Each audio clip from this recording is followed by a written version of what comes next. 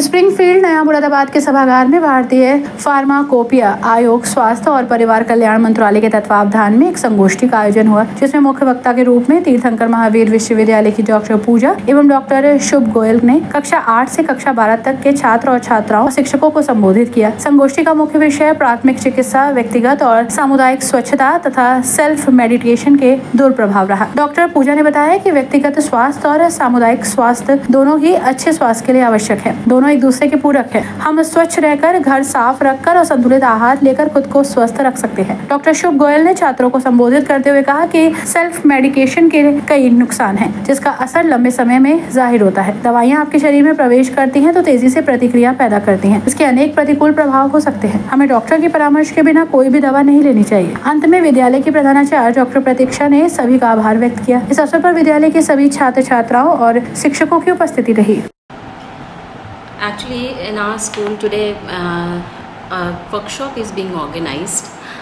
It's a program under the aegis of Indian Pharmacopoeia Commission, National Coordination Center Pharmacovigilance Program of India, under the Ministry of Health and Family Welfare, Government of India. They are running a National Pharmacovigilance Week 2023 for 1 week program, and under this program in our school they are organizing a 1-day workshop in which students of classes 8 and above will be sensitized about the side effects of self-medication, and they will be made aware about the communicable diseases which is spreading nowadays. In every house one or the other person is suffering from the communicable disease like dengue or typhoid or some other diseases.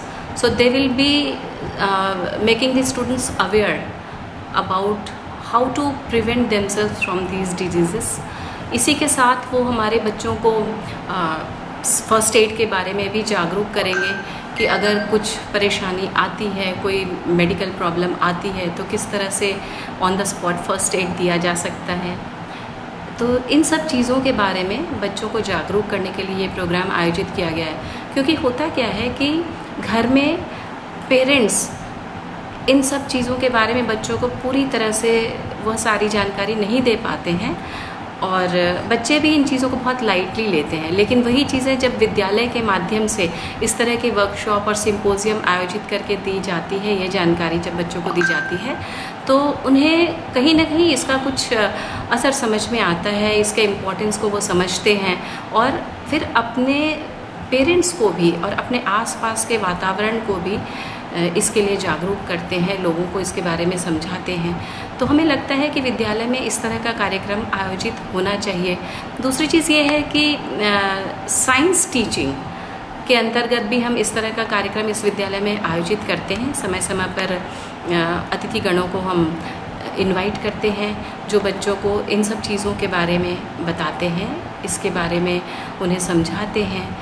तो हमें लगता है कि इस तरह के कार्यक्रम विद्यालय में समय समय पर आयोजित होते रहने चाहिए, जिससे बच्चों को पढ़ाई के साथ साथ self personal hygiene, community hygiene, इन चीज़ों के बारे में भी पता चले ताकि वे एक सुंदर और स्वस्थ समाज का, एक सुंदर और स्वस्थ भारत का निर्माण कर सकें।